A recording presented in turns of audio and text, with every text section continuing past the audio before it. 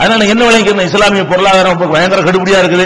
அது எத்தியோப்பியா மாதிரி சோமாலியா மாதிரி ஒரு நாடு வந்துருச்சுன்னு வைங்க, அங்க போயிட்டு சட்டம் பேசிட்டு இருக்கா வாழணுமா இல்லையா? அவன் செத்தாடு தான் திங்க முடியுங்கிற அளவுக்கு வந்துட்டான்னு சொன்னா அவனை போட்டு கட்டாயப்படுத்த திண்டு போங்கடா. இப்ப என்னடா இந்த மார்க்கம் அப்படி மார்க்கம் வளைஞ்சு கொடுக்கக்கூடிய ஒரு மார்க்கம் எப்ப வளையும்? சும்மா சாதாரணமான வளையாது, நிர்பந்தத்துக்கு வளையும். நிர்பந்தம் என்னது? ஒரு கத்தியை காட்டி மிரட்டுறது நிர்பந்தம், உயிருக்கு அச்சுறுத்தல் வந்தா நிர்பந்தம். அதே மாதிரி இது ஒரு வகையான நிர்பந்தம். ஆனா நீங்க இதுதான் நிர்பந்தம் நினைச்சிடக்கூடாது. நிர்பந்தம் வந்து இஸ்லாம் சொல்லக்கூடிய நிர்பந்தம் இதை விட லேசானது. எந்த அளவுக்கு சொல்றாங்கன்னா, ஒருத்தர் கேட்கிறார் ரசூலுல்லாஹ் வந்து, அல்லாஹ்வுடைய தூதரே, இந்த தானா செத்து போனதுதான் இருக்குது, எனக்கு எப்ப அது ஹலாலாவும் கேட்கிறார். தானா ஒண்ணுமே கிடையாது, எதுவுமே இல்ல. தானா செத்து போன ஒரு ஆடோ ஒரு முயலோ ஒரு கோழியோ செத்து கிடக்குது, இதான் இப்ப இருக்கு என்கிட்ட, இது எப்ப நான் வந்து சாப்பிடுறது எனக்கு வந்து அனுமதிக்கப்படும், அது சொல்லுங்க அப்படின்னு ரசூலுல்லாஹ் என்ன சொல்றாங்க, காலையிலும் இரவிலும் உணவு கிடைக்காவிட்டால் அவ்வளவுதான், ஒரு நாள் தான் கணக்கு. காலையிலும் சாப்பிடல ராத்திரியும் சாப்பிடலையா, திண்டு போ சாவுற அளவுக்கு ஒரு வரைக்கும் இருக்கணும்னு கிடையாது. நம்ம நினைக்கூடாது இன்னொன்று பார்ப்போம் தாக்கு பிடிச்சிடலாம், அதுவும் உனக்கு தேவையே கிடையாது. காலையில உனக்கு சாப்பாடு கிடைக்கல, அந்த காலம் 2 வேளை தானே, இப்ப 3 வேளை திங்கிறோம். அவர்களுக்கு 2 வேளை தான் ஃபுல் உணவு, நமக்கு எத்தனை வேளை உணவு ஃபுல் உணவுங்கிறது 3 வேளை. நம்ம பார்க்கிறோம் காலையிலும் சாப்பாடு கிடைக்கல, மத்தியானம் சாப்பாடு கிடைக்குமா முயற்சி ஒன்று கிடைக்கல, ராத்திரியும் கிடைக்கலையா, ராத்திரிக்கு அதை சாப்பாடு ஆக்கிடலாம். எதை ஆக்கிடலாம்? அதுக்கு அதை மனிதனுடைய தாங்குற சக்தி. அல்ல என்ன செய்யணும்ல, ஒருத்தன் இப்படி திங்காம தண்ணியை மட்டும் குடிச்சுக்கிட்டு ஒரு 5 நாள் கூட இருக்கலாம், அப்படிலாம் அல்ல உங்களை விடல. அது நிர்பந்தம் ஒண்ணு வரல, உயிர் இன்னும் கொஞ்சம் தாக்கு பிடிக்கும், அப்படிலாம் தாக்கு பிடிக்க வேணாம். ஒன்றே கணக்கு, அவ்வளவுதான். என்னது, காலை ஒன்றே கூட ஆஃப் டே தான் கணக்கு வரும். காலை உணவு ராத்திரி உணவு எடுத்து பாத்தீங்கன்னா இரவுலாம் தூங்கி போயிருவோமே. காலை உணவு ராத்திரி உணவுக்கு உள்ள இடைவெளி என்ன 12 மணி நேரம். 12 மணி நேரம் சாப்பாடு கிடைக்கலையா, எந்த யாசகம் கேட்டு கிடைக்கல, உழைப்பு கிடைக்கல, யார்ட்டு தர்மமா கேட்டு கிடைக்கல, ஹலாலான எதுவும் கிடைக்கலையா, எடுத்து போட்டு சாப்பிட்டு போப்பா, ஒண்ணு தப்பு கிடையாது. அப்ப அந்த மாதிரி தொழில்கள் இப்படித்தான், ஹராமான தொழில் தான், வேற வழியே இல்லையா, எல்லாமே எதுக்கு வந்துறேன், உன்னுடைய வறுமை என்கிற ஒரு நிலைக்கு வந்து விடுமையானால் அதே நேரத்தில் எல்லாம் என்ன செய்யறான்னு கேட்டா, இதை நீ தான் தேடி சொல்லக்கூடாது. எப்படின்னு கேட்டா, சோமாலியாவுக்கு போனுடுவீங்க, அங்க வறுமையா இருக்குல்ல, அங்க வேணா ருசி பார்க்கலாம்னு போயிடக்கூடாது, நம்ம அதை தேடி போயிடக்கூடாது. சாராயம் தடுக்கப்பட்டிருக்கு, நம்ம சாராயமே குடிக்கிற எப்ப அனுமதிக்கப்படும், நெருக்கடியான நிலை, எந்த ஊர்ல இருந்தா சரியா வராது, ஏதாவது காஞ்சி போன ஊருக்கு போனோம்னு சொன்னா ஒண்ணுமே நமக்கு கிடைக்காது, அப்ப இதை குடிச்சு பார்ப்போம், நம்ம அதை தேடி போயிடக்கூடாது. அல்ல எப்படி சொல்றான், அந்த நிலைக்கு நீ வந்தால் உனக்கு அனுமதி இருக்கே தவிர கைர பாகின் ஒரு ஆதின், தேடி செல்லாத நிலையில வரம்பு மீறாத நிலையில இருந்தால் அது இல்ல, குற்றம் இல்ல அப்படி நல்லா சொல்லி காட்டுகிறான். இது ஒரு அடிப்படை நீங்க விளைக்கும். நிர்பந்தமான ஒரு நிலை என்பது என்ன இல்ல, பயங்கரமானதும் நிர்பந்தம், உயிருக்கு ஆபத்து, அந்த மிரட்டுறது தொலைச்சு போடுவாங்கிறது நிர்பந்தம் தான். குறைந்த நிர்பந்தம் இஸ்லாம் என்ன வச்சிருக்குது, ஒரு நாள் உணவு தான் நிர்பந்தம். ஒரு நாள் உணவு ஒருத்தனுக்கு கிடைக்கல என்று சொன்னால் அவனுக்கு சட்டத்தை போடுவது நியாயம் இல்லை நல்லா நினைக்கிறான். எல்லாம் நினைக்கிறான், அல்ல கருணையாளர் என்ன நினைக்கிறான்னு கேட்டா, உண்மையில அவன் தாக்கு பிடிப்பான். தாக்கு பிடிக்கிறான்னா நொந்து போய் தாக்கு பிடிப்பான். அதாவது நம்ம இயல்பாக தாக்கு பிடிக்கிறேன்னு ஒண்ணு இருக்கா இல்லையா, அவன் இயல்பை மீறி கஷ்டப்பட்டு தாக்கு பிடிப்பானே தவிர இயல்பாக ஒருவன் தாக்கு பிடிக்கக்கூடிய நாள் எவ்வளவுதான், ஒரு நாள் ஒரு 12 மணி நேரம் சாப்பிடாம இருந்தான்னு சொன்னா அதுக்கு மேல அவனை சட்டம் போட்டியல்னு சொன்னா அவன் வந்து ஆளு வந்து அப்செட் ஆயிடுவான். என்னடா இது மார்க்ன்றான், என்ன பிடிச்ச ஒண்ணு கிடைக்க மாட்டேங்குது, எலி கூட திண்டு போங்க. அன்னைக்கு எலிக்கிறது இருந்தாங்களா தப்பாதெல்லாம், நம்ம மக்கள் திண்டாங்க. ஒரு நேரம் 25 வருஷத்துக்கு முன்னாடி கிடைக்காம எலிக்கறி ஊப்பிலாம் சாப்பிட்டாங்க. எலிக்கறி தான் உணவாக்க, வேற ஒண்ணுமே இல்லை. எலியை கொண்டாந்து வெள்ளை எலி பிடிச்சு கொண்டாந்து அதை சாப்பிடுவாங்க. ஒரு உறுத்தலும் இல்லாம அவங்க சாப்பிட்டாங்க. ஏன், வேற வழி இல்லை, எதுவும் கிடைக்க மாட்டேங்குது. அந்த மாதிரியான ஒரு நிலைக்கு தள்ளப்பட்டோம்னு சொன்னா அதெல்லாம் என்ன செஞ்சிட மார்க்கத்தில் அனுமதிக்கப்பட்டு விளங்கிக்கிற வேண்டியது. இப்படி தடை செய்யப்பட்ட இதுவே பட்டியல் நின்றுட்டே போயிடும். எல்லாத்தையும் சொல்வதற்குரிய ஒரு நாள் கிடையாது. இப்ப நோம்புல வந்து நம்ம இந்த பொருளியல்ங்கிறத ஆரம்பிக்கும் பொழுது இது பொருளியல் 2-3 நாளைக்கு சொல்ற விஷயத்தை இதுக்கு மாசத்துக்கு எடுக்கணும்னு சில சகோதரர்கள் கேட்டாங்க. ஆனா இது ஒரு மாசத்துக்குரிய மேட்டர்லாம் கிடையாது. பொருளியல் தான் நினைச்சுக்கிட்டாங்க, வியாபாரிகள் மேட்டர் நினைச்சுக்கிட்டாங்க. இது வியாபாரிகள் ஒவ்வொரு முஸ்லீமுடைய மேட்டராக பொருளியல்ங்கிறது என்னது, ஒவ்வொரு முஸ்லீமுடைய வாழ்க்கை பிரச்சனையா இருக்கிறதுனால நிறைய விஷயங்கள் இருக்கு. இந்த பொருளியல் நம்ம என்ன பண்ணிருக்கிறோம், 2 கூறாக பிரித்து கொண்டு, ஒன்னு வந்து சம்பாதிக்கிறது எப்படி, அதுக்கப்புறம் செலவழிக்கிறது எப்படின்னு 2 விஷயம் இருக்குது. அந்த சம்பாதிக்கிற ஒரு செக்ஷனை தான் ஒரு அளவுக்கு செஞ்சிருக்கிறோம், முழுசாவும் செய்யல. இது போல என்ன இருக்கிறது, ஜக்காத்து கொடுக்கிறது எப்படி, அது நம்மகிட்ட வெளியே போகக்கூடிய விஷயங்கள், இதெல்லாம் உள்ள வரக்கூடிய வாங்கக்கூடிய விஷயங்கள். அப்ப ரிசீவ் பண்ணக்கூடிய விஷயங்கள் மட்டும்தான் இப்போதைக்கு பேசியிருக்கோம் பொருளாதாரத்தில்.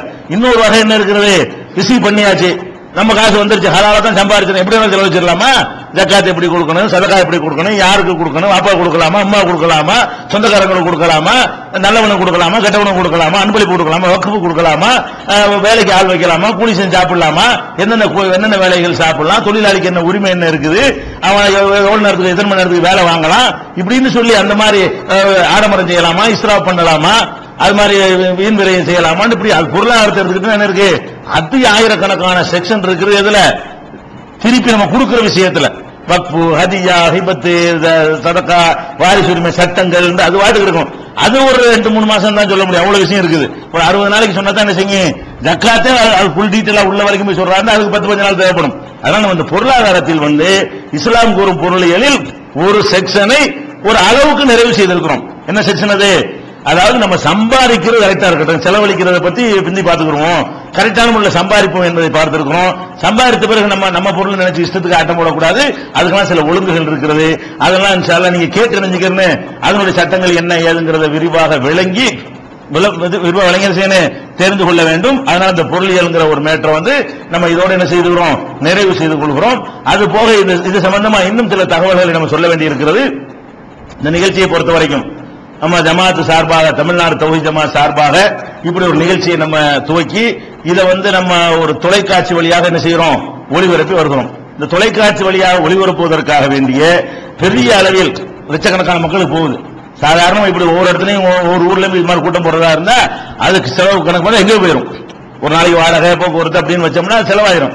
அப்ப ஒரு செகண்ட்ல என்ன வந்துருது, உலகம் முழுவதும் இந்த மாதிரியான மக்களுக்கு இந்த மெசேஜ் சென்றடையக்கூடிய வகையில அது ஒரு தனியார் தொலைக்காட்சியில நம்ம என்ன செய்யறோம், கொடுத்துட்டு இருக்கிறோம். இணையதளத்தின் மூலமாக இப்ப பேசிக் கொண்டிருப்பதை இணையதளத்தின் மூலமாக உலகத்தில் உள்ள பல நாடுகள்ல என்ன செய்யறாங்க, இப்ப நீங்க பாக்குற மாதிரி பார்த்துட்டு இருக்காங்க. லைவ்ல என்ன செய்யறாங்க, நெட் வழியாக இந்த நிகழ்ச்சியை பார்த்து கொண்டிருக்கிறார்கள்.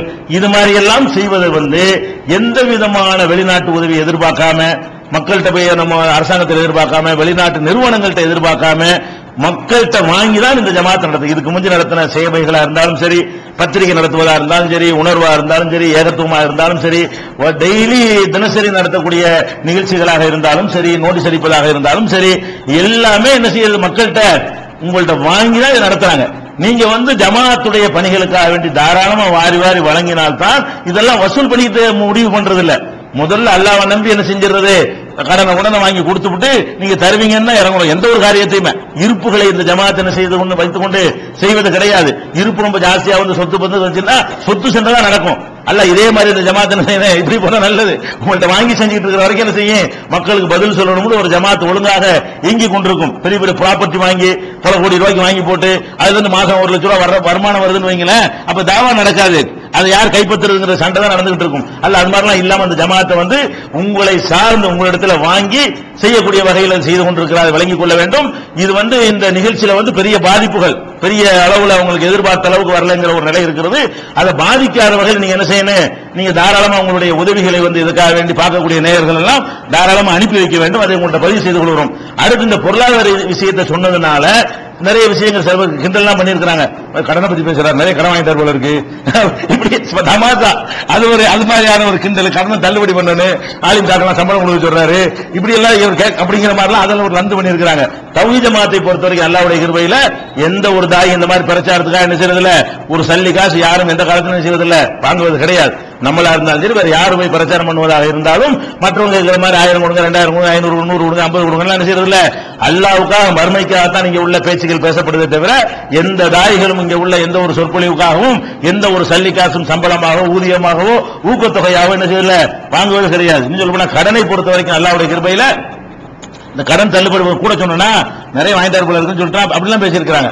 அப்ப கடனை பொறுத்த வரைக்கும் அல்லாஹ்வுடைய கிருபையில நான் கடன் வாங்கக்கூடாதுன்னு உறுதியான நிலையில இன்னைக்கு வரைக்கும் யாரும் கடன் கிடையாது. எந்த கடையில யாராவது கடன் கேட்க முடியாது. நீங்க அன்னைக்கு 10 ரூபாய் கேட்க முடியாது. யார்ட்டையும் கடன் வாங்கக்கூடாது என்பதை ஒரு கடுமையான கொள்கையாக என்ன செய்கிறோம், சொந்த பந்தத்தில் என்ன செய்வோம், இன்னைக்கு வாங்கிட்டு நாளைக்கு தர்றேன் அந்த மாதிரியான ஒரு கடன், ஒரு அவசரத்துக்கு காலையில் வாங்கி சாயந்தரம் தர கடன், அதுதான் இருக்குமே தவிர வேற எந்த விதமான ஒரு இதுவும் என்ன செய்யாது. நம்ம கடன் கிடையாது. நம்ம கடனுக்காக பயன் பண்ண மாட்டோம். நம்ம கடன் வாங்கிட்டு தள்ளுபடி பண்றதுக்கெல்லாம் பேச கிடையாது.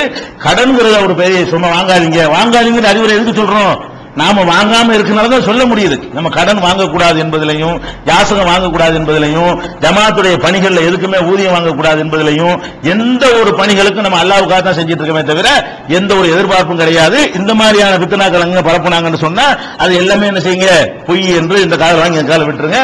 இது சிறந்த முறையில் ஒளிபரப்பி நமக்கு ஜெயா டிவியில் அழகான முறையில் ஒத்துழைப்பு கொடுத்தார்கள்.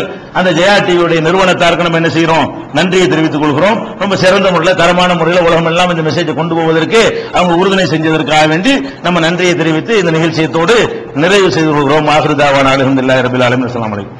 இந்த நிகழ்ச்சி பற்றிய உங்களின் மேலான கருத்துகளையும் ஆலோசனைகளையும் விளம்பரங்களையும் நாங்கள் எதிர்பார்க்கிறோம். நீங்கள் தொடர்பு கொள்ள வேண்டிய முகவரி TNTJ விஷன் நெட்வொர்க், இலக்கம் 30, அரண்மனைக்காரன் தெரு, மண்ணடி, சென்னை 3. தொலைபேசி எண் 25215226. Mobile number 9791145777. இமெயில் முகவரி tntjtv@gmail.com. Allah